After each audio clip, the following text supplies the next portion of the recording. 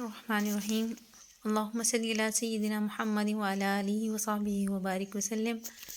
اللہ رب العزت کا شکر اور اس کے محبوب علیہ الصلوۃ والسلام کی خاص نظر عنایت بحمد اللہ تعالی۔ آج کے روز بھی ہم اپنی حاضری کو اللہ کے حضور لگائے بیٹھے ہیں۔ رب العزت ہمارا اس قرآن پاک کے جو احکامات ہیں ان کو سمجھنے میں ہماری مدد فرمائے اور اس کو اپنی زندگیوں میں نافذ کرنے کی ہمیں توفیق عطا فرمائے۔ آج ہم اپنے 10ویں پارہ کو دیکھیں گے۔ اس پارہ مبارکہ میں بھی سورہ انفال کا کچھ بقیہ حصہ اور آگے چل کر سورہ توبہ کا آغاز ہوگا۔ سورہ انفال جو ہے اس کی اس کے پہلے رکوع میں آیت نمبر 45 میں اللہ رب العزت نے ارشاد فرمایا کہ ایھا الذین آمنوا، ایمان والوں کو مخاطب کیا گیا، اور یہاں پر مال غنیمت کی تقسیم کے اصول بیان کیے گئے۔ 4 حصے تو مجاہدین میں تقسیم ہوں گے اور 5واں حصہ جو ہے اسلامی حکومت کے بیت المال میں جمع ہوگا۔ مال غنیمت کا یہ حکم ہوا کہ خمس نبی علیہ الصلوۃ والسلام آپ کے اقربا، یتیموں، مسکینوں، مسافروں کے لیے ہے، باقی 4 حصے جو ہیں مجاہدین کے ہیں۔ مال غنیمت جو ہے پچھلی امتوں پر تو حرام تھا، ان کے لیے حلال نہیں تھا، لیکن نبی کریم صلی اللہ علیہ وسلم کی امت کے لیے، آپ کے لیے اس کو حلال قرار دیا گیا۔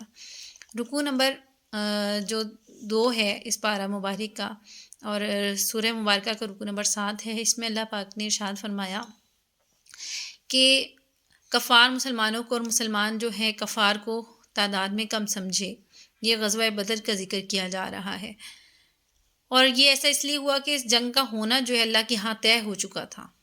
شیطان مشرکین کے سامنے ان کے اعمال کو مزین کر کے پیش کرتا رہا، جبکہ دوسری طرف مسلمانوں کی مدد کے لیے آسمان سے فرشتے نازل ہوئے۔ قریش غزوہ بدر میں ذلیل و خوار ہوئے، اور اللہ تعالیٰ نے اپنی نصرت اور مدد مسلمانوں کے شامل حال رکھی۔ مسلمانوں کو اللہ نے توکل کا سبق دیا، کافروں کو ڈرایا کہ وہ اگر اپنے انکار اور سرکشی سے باز نہ آئے تو ان کا وہی حشر ہوگا جو فرعون اور اس کے لاؤ لشکر کا ہوگا۔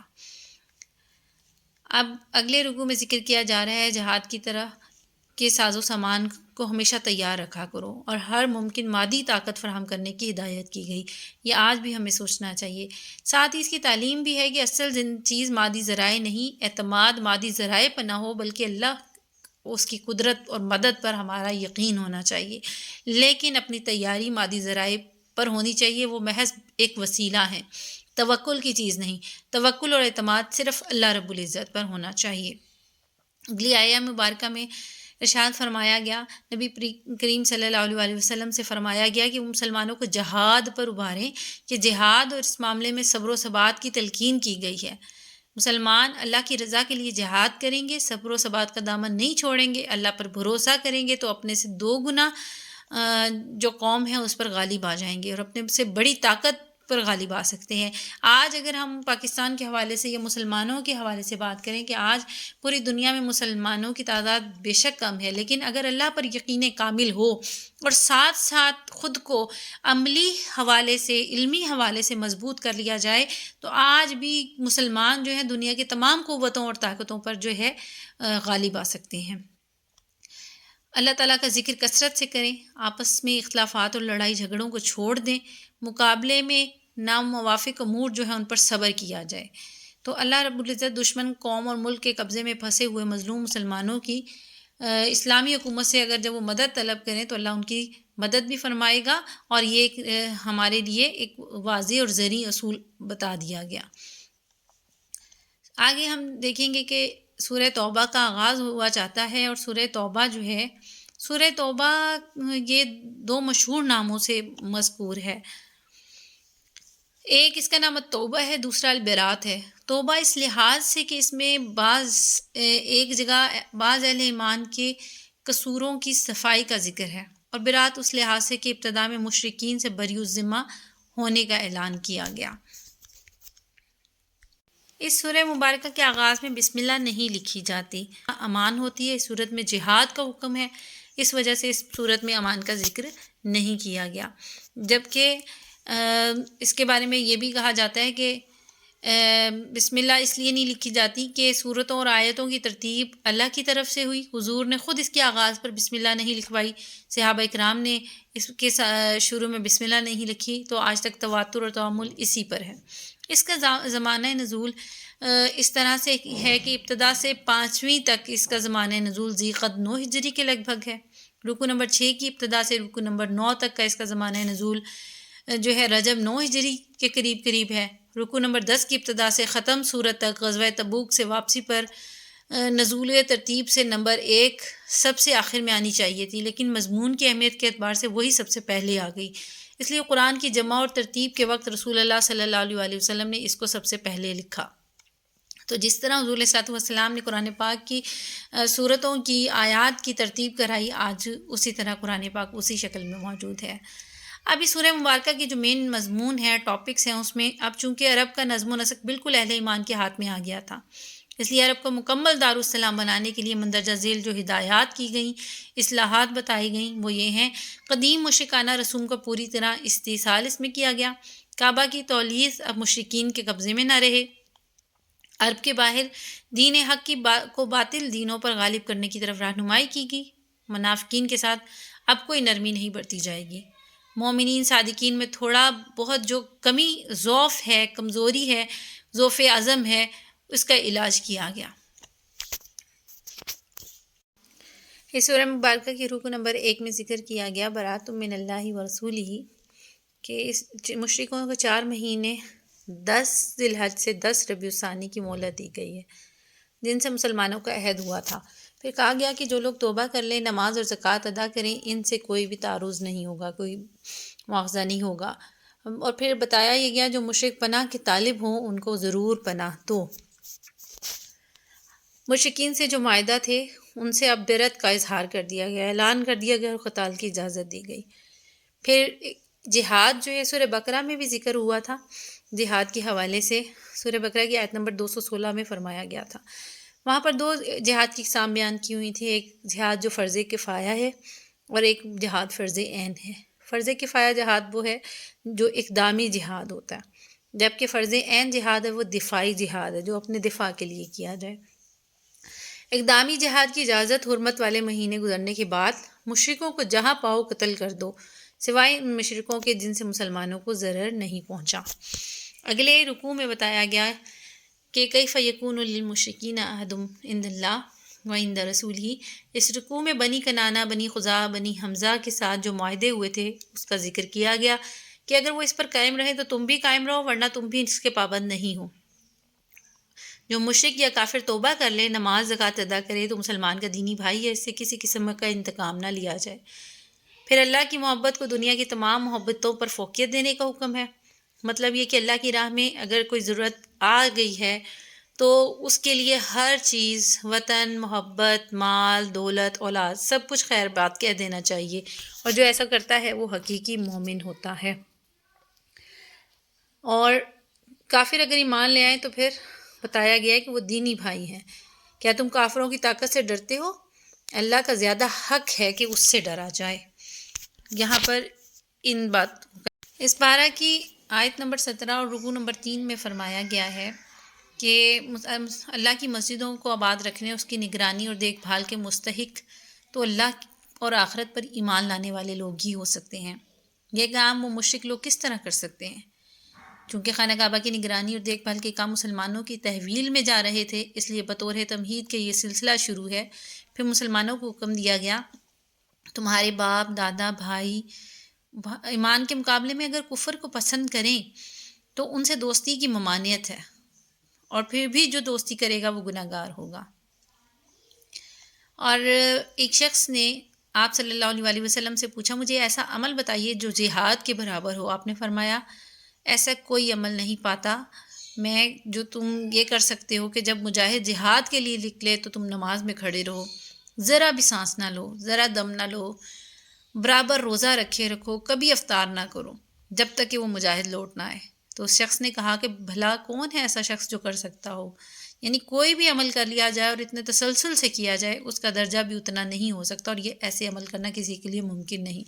جبکہ مجاہد جب نکلا ہے اپنے گھر سے جہاد کے لیے، رستے میں وہ آرام بھی کر رہا ہے اور اللہ کے لیے اپنی جان کو بھی پیش کرنے کے لیے تیار ہے، تو جو اس کا مقام و مرتبہ ہے وہ کوئی اور عمل کرنے والا اس کے برابر نہیں ہو سکتا۔ پھر اگلے رکوع میں بتایا گیا کہ جو جہاد سے روکنے والی جو 8 چیزیں ہیں وہ ہیں باپ، بیٹے، بھائی، بیویاں، خاندان، مال، تجارت، گھر. یہ سب تمہیں چیزیں پسند ہوں گی، لیکن اللہ اور اس کے رسول کی ساتھ جہاد کرنے میں، اس کی راہ میں زیادہ پیارے ہیں، لیکن پھر بھی تم نہ گھبراؤ. لیکن جو ان کو مقدم کر لے گا تو وہ وقت بہت جلد آ جائے گا جب اس روش کا خمیازہ تمہیں بھگتنا پڑے گا. اس لیے ہمیشہ اللہ اور اس کے رسول اور ان کے احکامات کی طرف ہی اپنی جو دھیان ہے اس کو لگائے رکھو اور انہی چیزوں کو زیادہ اہمیت دو. اگلے رکوع نمبر 6 میں فرمایا گیا، اللہ نے یاد دہانی کروائی کہ وہ کس طرح بدر و حنین وغیرہ کے کئی موقعوں پر مسلمانوں کی مدد کرتا رہا ہے. غزوہ حنین کا ذکر ہے، کثرت تعداد سے نہیں بلکہ اللہ کی نصرت سے جہاد ہوتا ہے. اس چیز کا احساس دلایا گیا کہ اگر مسلمان اللہ کی مدد یعنی اس کے دین کا بول بالا کرنے کے لیے جد و جہد کرتے ہیں، مشرکوں سے ترک موالات کریں، تو پھر آئندہ بھی بدر کی طرح اللہ اپنے فرشتوں کے ذریعے مسلمانوں کی مدد کرے گا، دنیا کی نعمتیں بخشے گا، آخرت کی سعادتیں عطا ہوں گی. پھر حکم دیا گیا کہ مسجد میں مشرک کا داخلہ ممنوع ہے. اہل کتاب سے جزیہ لینے کا حکم ہے. ساتھ ہی بتایا گیا انہی دشمنوں سے لڑنے کا حکم ہے جو مسلمانوں سے برسرے پیکار ہوں، ورنہ جو صلح رکھے ان سے تعرض نہ کیا جائے.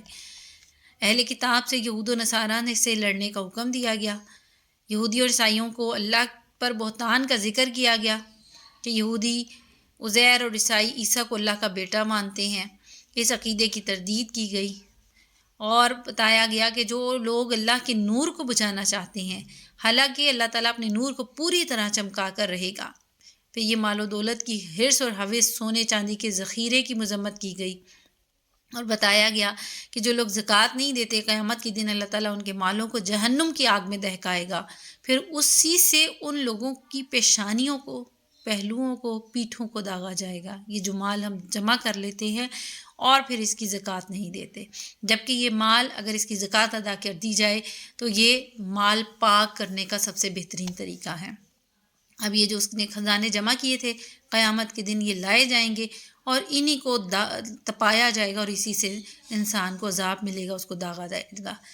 آگے چل کر حرمت والے مہینوں کا بیان کیا گیا اور خواہش نفس کی پیروی کو کفر تک پہنچانے والا کہا گیا. اس لیے انسان کو اپنے نفس کی خواہشات کو پورا نہیں کرنا، دنیا کی طلب کی طرف نہیں بڑھنا.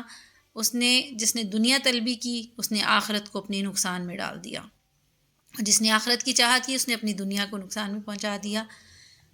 پھر اگلے رکوع میں مسلمانوں کو جہاد کے لیے اکسایا جا رہا ہے کہ دنیا اور دنیاوی اسباب کی محبت میں جہاد سے ہرگز اپنے آپ کو نہ روکو، ورنہ تم عذاب الہی کے سزاوار ہو جاؤ گے.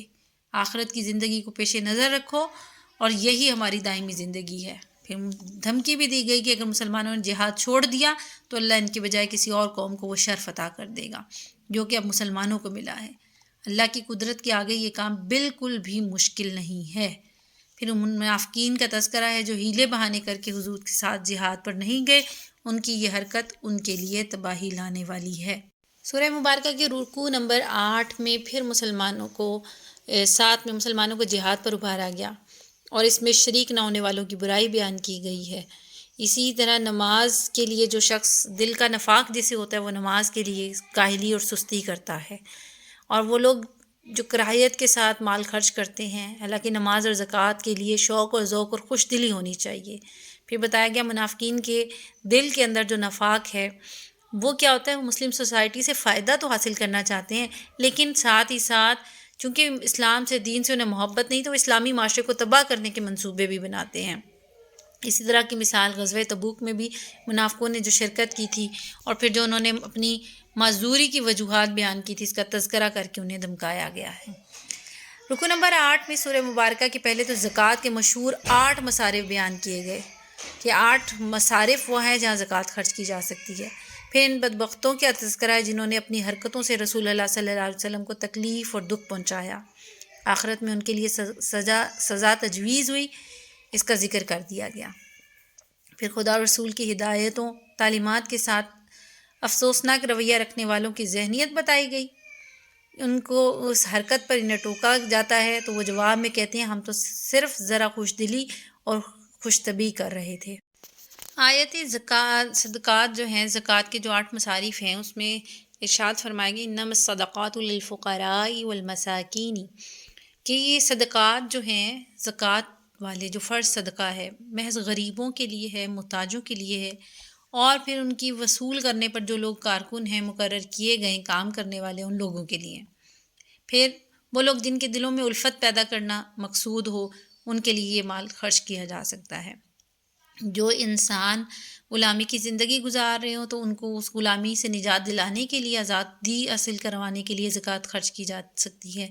قرض داروں کے بوجھ اتارنے میں، ان کی مدد کرنے میں زکوٰۃ خرچ کی جاتی ہے۔ اللہ کی راہ میں اور مسافروں پر زکوٰۃ کا خرچ کیا جانا حق ہے۔ یہ سب اللہ کی طرف سے فرض کیا گیا اور اللہ خوب جاننے والا، بڑی حکمت والا ہے۔ رکو نمبر 9 میں وہ علامات بیان کی گئی جو نفاق کی ہیں، کہ خدا کی پسندیدہ باتوں کو جو ہے اس کی راہ میں کانٹے بچھانا اور خدا کی ناپسندیدہ باتوں کی طرف بڑھنا، ان کو پروان چڑھانا، اللہ اور اس کے ذکر کو بھلائے بیٹھنا۔ ان علامتوں کا ذکر کیا گیا کہ گزشتہ قوموں میں جو لوگ نافرمان تھے وہ ان سے زیادہ طاقتور تھے، ان سے زیادہ دینی ساز و سامان کے مالک تھے، اس کے باوجود ان کا بہت عبرتناک انجام ہوا۔ اب کھنڈرات دیکھ کر، تم ان کی تباہیاں دیکھ کر جو قومیں پہلے گزر چکی ہیں، تمہیں عبرت اور نصیحت حاصل کرنی چاہیے۔ اور وہ قومیں نوح، عاد، سمود، مدین، اہل مدین وغیرہ، قوم صالح، یہ آج بھی بستیاں موجود ہیں، ان کے کھنڈرات موجود ہیں۔ پھر بتایا گیا کہ مومن مرد اور عورت کی سرگرمیاں جو ہیں منافقین کے جو پچھلے اعمال بتائے گئے ہیں اس کو ٹھیک کرنے کے خلاف ہونی چاہیے۔ خدا کی پسندیدہ باتوں کو پروان چڑھائیں، برائیوں کو مٹانے کی کوشش کریں، نماز قائم کریں، زکوٰۃ دیں، اپنے ہر عمل میں اللہ کی اطاعت کو مد نظر رکھیں۔ اور پھر ایسے مومنین کے لیے رحمت الہی بھی ہے اور جنت کی بشارت بھی دی گئی۔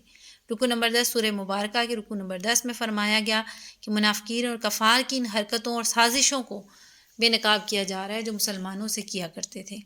مسلمانوں کو طرح طرح سے جہاد سے روکنے کی کوششیں کرتے، مسلمانوں کے انفاق مال اور اثار و قربانی کا مذاق اڑایا کرتے تھے کہ تم کیوں اپنا مال، اپنی جان، اپنا سب کچھ لوگوں کے لیے پیش کر دیتے ہو، دین کے نام پر سب کچھ قربان کر دیتے ہو۔